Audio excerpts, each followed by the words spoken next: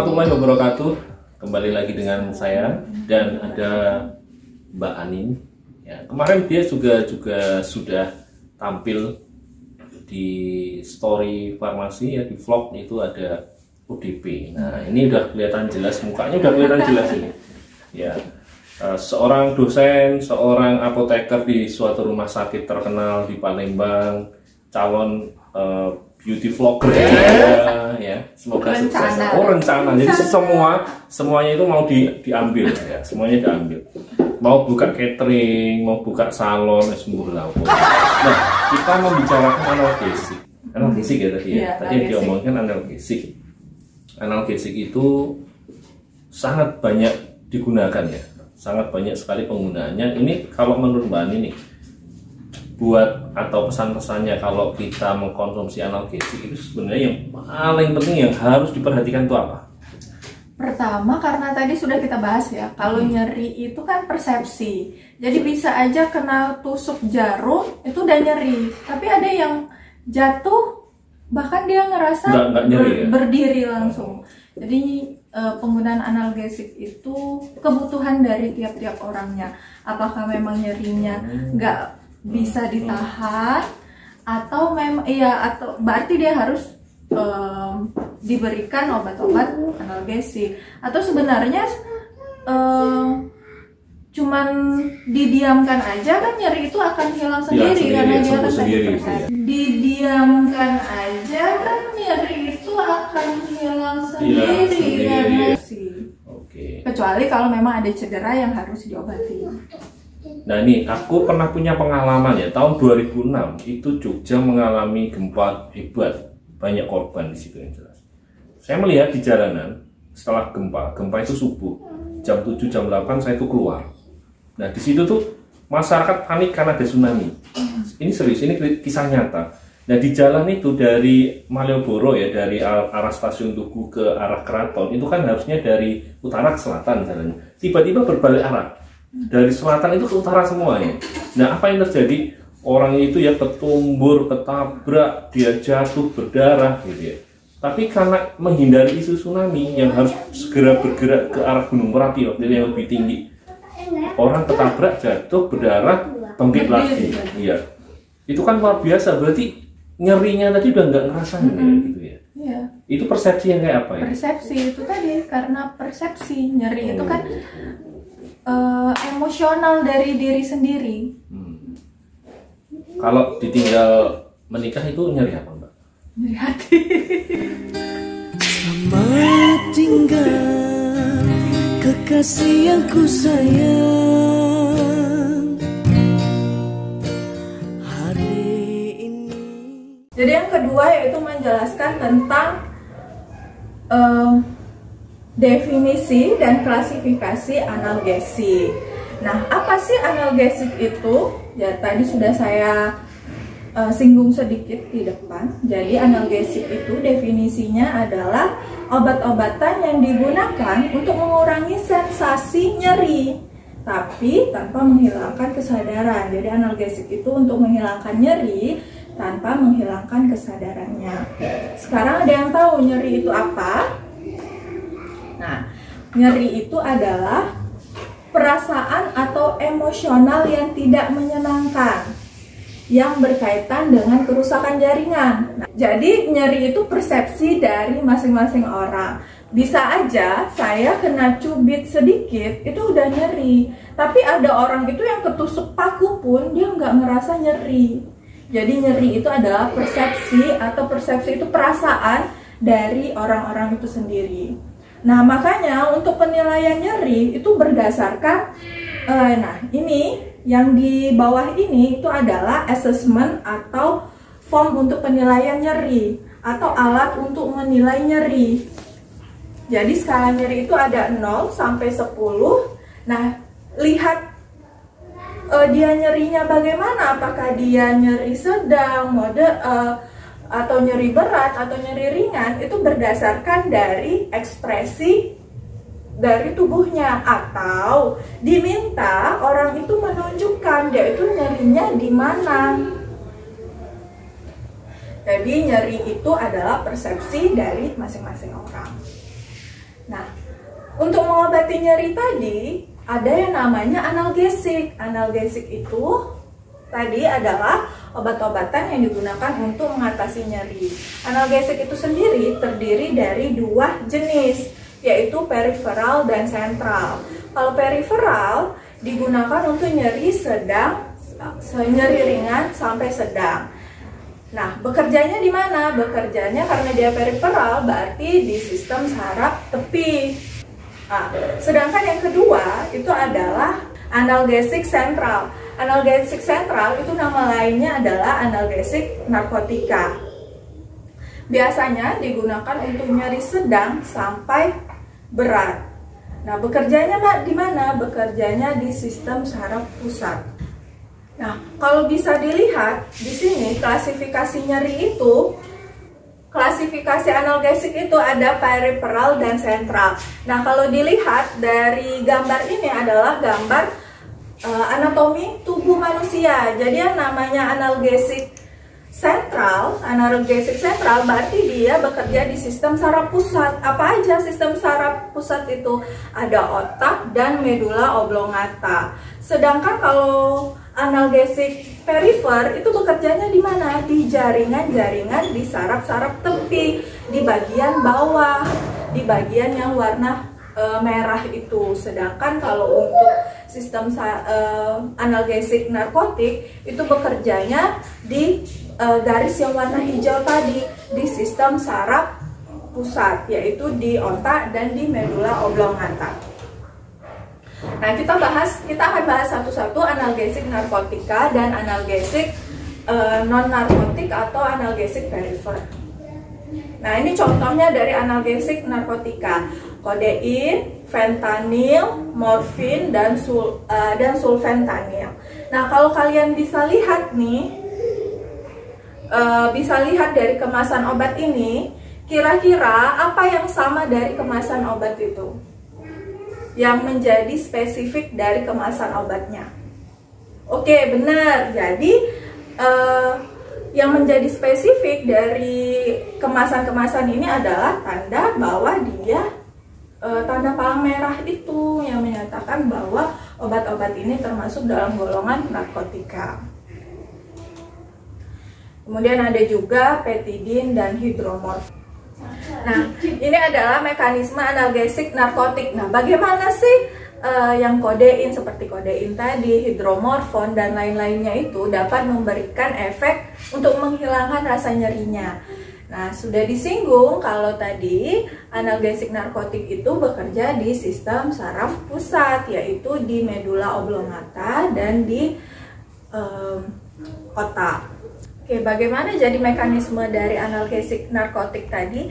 Jadi, di sistem saraf pusat itu ada yang namanya reseptor opiat. Reseptor opiat itu memang sudah ada di dalam tubuh kita. Nah, ketika dihambat reseptor opiat itu, dia akan menghasilkan nyeri.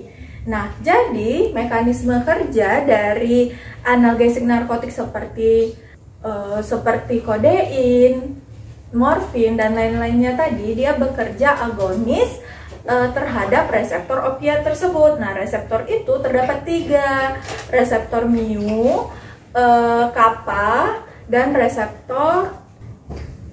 Nah, bekerjanya gimana? Ada 3 mekanisme kerjanya. Pertama yaitu menghambat secara langsung atau bekerja secara langsung di reseptor opiat yang ada di jaringan perifer. Jadi di jaringan perifer itu juga ada reseptor opiat. Kemudian kedua, dia juga menghambat rasa nyeri di medula oblongata. Jadi apa sih kegunaan dari analgesik narkotika tadi? Nah, analgesik narkotik tadi digunakan untuk nyeri sedang sampai berat. Nyeri yang seperti apa? Yaitu nyeri kanker, nyeri serangan jantung, ataupun nyeri post operasi. Tapi penggunaan analgesik narkotik ini jarang digunakan. Kenapa? Karena efek sampingnya. Pertama, efek sampingnya itu adalah ketergantungan. Yang kedua, pusing. Kemudian mengantuk, karena biasanya analgesik narkotik itu dapat menyebabkan efek mengantuk, jadi sedasi dan hipnosis biasanya setelah menggunakan itu. Kemudian yang sangat mengganggu adalah konstipasi. Konstipasi itu adalah susah BAB. Kemudian bisa menyebabkan mual muntah, dan yang terakhir menyebabkan sakit kepala. Makanya penggunaan analgesik narkotik ini jarang sekali digunakan, kecuali hanya untuk itu tadi, nyeri yang sedang sampai berat, bahkan nyeri berat biasanya. Nah, kalau jarang digunakan untuk mengatasi nyeri, pakai analgesik yang mana? Itu tadi yang kedua, analgesik perifer, analgesik yang bekerja di sistem saraf tepi. Apa aja contohnya? Jadi klasifikasinya itu ada golongan salisilat, golongan acetaminophen, kemudian ada golongan NSAID atau kepanjangan dari non-steroid anti-inflammatory drugs, dan yang terakhir golongan penghambat COX-2. Nah, kita akan bahas satu-satu nanti. Nah, ini yang tampil di layar itu adalah mekanisme aksi dari obat-obat golongan analgesik perifer tadi. Jadi kalau analgesik narkotik bekerja di sistem saraf pusat, dia bekerja di otak dan medula oblongata. Nah, kalau analgesik perifer itu bekerja di jalur asam arakidonat. Nah, jadi ini namanya adalah jalur asam arakidonat. Nah, jalur asam arakidonat itu sendiri terdiri dari dua jalur lagi, yaitu lipooksigenase dan siklooksigenase. Nah, siklooksigenase itu akan terdiri dari dua jalur lagi, yaitu COX-2 atau siklooksigenase 1 dan siklooksigenase 2. Nah, obat-obatan anti-inflamasi tadi yang analgesik tadi bekerja di jalur asam arakidonat ini. Nah, ada yang menghambat di jalur siklooksigenase. Jadi dia bekerja di jalur siklooksigenase. Kenapa? Karena siklooksigenase 1 dan siklooksigenase 2 itu efeknya salah satunya adalah menyebabkan nyeri. Nah, jadi obat-obatan analgesik perifer ini bekerja menghambat jalur siklooksigenase sehingga nyeri yang dihasilkan tidak terbentuk. Nah, apa aja sih tadi golongan dari atau klasifikasi dari analgesik perifer tadi? Pertama ada golongan salisilat, contohnya adalah asetil salisilik acid atau nama lainnya acetosal. Itu apa contohnya? Bisa kalian lihat ini ada di pasaran. Contoh merek dagangnya ada Aptor, Bodrexin, dan Naspro. Tapi saat ini acetosal itu sudah jarang digunakan sebagai analgesik karena biasanya dia digunakan sebagai untuk pengencer darah. Kenapa? Berkaitan dengan jalur siklooksigenase tadi. Jadi ketika golongan salisilat, NSAID menghambat jalur siklooksigenase, jadi siklooksigenase itu dia akan menghambat. Siklooksigenase tadi ada dua, siklooksigenase 1 dan siklooksigenase 2. Nah, ketika siklooksigenase 2 itu dihambat, maka dia akan menghambat nyeri. Sedangkan jika siklooksigenase 1 dihambat, itu ada jalur tromboksan. Dia akan menghambat agregasi platelet atau menghambat terbentuknya agregat-agregat atau kumpulan-kumpulan darah yang beku. Makanya sekarang salisilat itu banyak digunakan untuk pengencer darah karena dia dapat menghambat COX-1 dan COX-2 tadi. Kemudian ada golongan acetaminophen. Nama lainnya itu adalah parastamol. Kalau kita paling sering itu kalau sakit kepala sedikit minumnya parastamol, atau demam minumnya parastamol. Nah, gimana mekanismenya? Nah, kalau dilihat di sini tadi, dia dapat menghambat jalur siklooksigenase sebagai analgesiknya. Tetapi parastamol juga memberikan efek sebagai antipiretik. Kenapa bisa seperti itu? Karena ternyata selain dapat menghambat COX-2, parastamol juga dapat menghambat COX-3. COX-3 itu di mana? Yaitu di otak. Dia akan menghambat terbentuknya prostaglandin atau rilisnya prostaglandin di otak, sehingga dia menghambat aksi pirogen. Selain parastamol itu dapat menghambat COX-2 sehingga dia sebagai analgesik, ternyata parastamol juga dapat berhasil sebagai antipiretik atau anti demam atau penurun suhu tubuh. Bagaimana mekanismenya? Jadi parastamol itu dapat melewati blood-brain barrier atau sawar darah otak sehingga dapat berikatan. Jadi selain dapat berikatan di COX-2, dia juga dapat berikatan di COX-3. Nah, ketika berikatan di COX-3 itu, dia dapat menghambat rilisnya prostaglandin. Ketika tidak dirilisnya prostaglandin tersebut, maka termoregulasi atau regulasi panas yang ada di dalam otak kita itu juga terhambat, sehingga dia dapat memberikan efek antipiretik.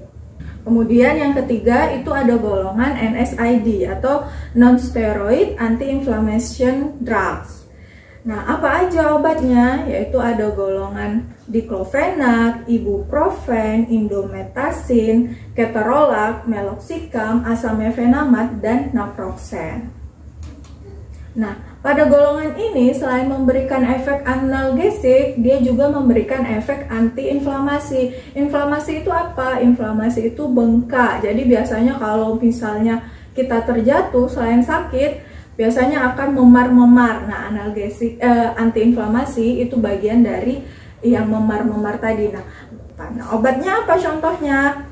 Ini yang di pasaran, kalau Voltaren ini natrium diclofenac, kemudian ada indomethacin, ketorolac, meloxicam, naproxen, ibuprofen, dan asam mefenamat.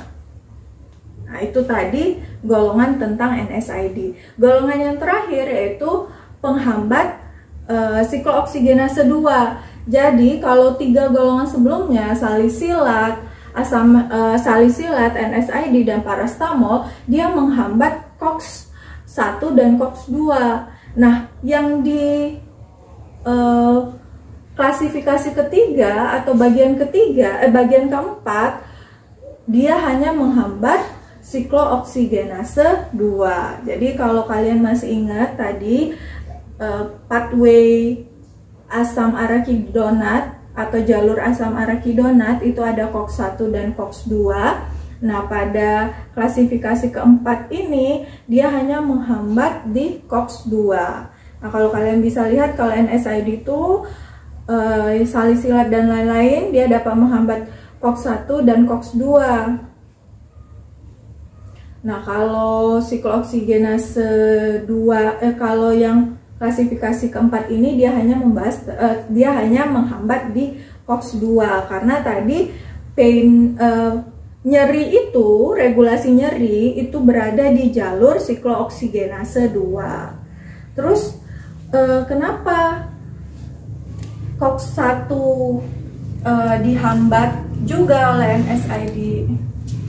Terus apa akibatnya jika COX-1 itu juga dihambat oleh oleh obat-obat golongan yang lain tadi? Nah, coba dilihat. Nah, di COX-1 ini itu ada jalur gastric protection atau proteksi terhadap lambung. Jadi ketika penggunaan obat-obat sebelumnya, yaitu seperti salisilat, parastamol, dan NSAID yang dia menghambat COX-1 dan COX-2, maka efek sampingnya adalah menghambat juga protection gastrik tadi, proteksi lambung, sehingga efek sampingnya bisa menyebabkan perdarahan lambung. Berbeda dengan golongan keempat ini. Golongan keempat ini dia tidak menghambat COX-1, sehingga efek samping terhadap lambungnya juga akan sedikit. Nah, apa contohnya? Yaitu celecoxib dan rofecoxib, ini yang ada di pasaran. Nah, kalau efek samping dari obat narkotika tadi, analgesik narkotik, itu ada pusing, kemudian mengantuk, konstipasi.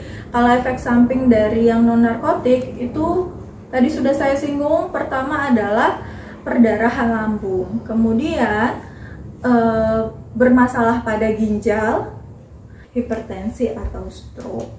Oke, itulah tadi tentang analgesi.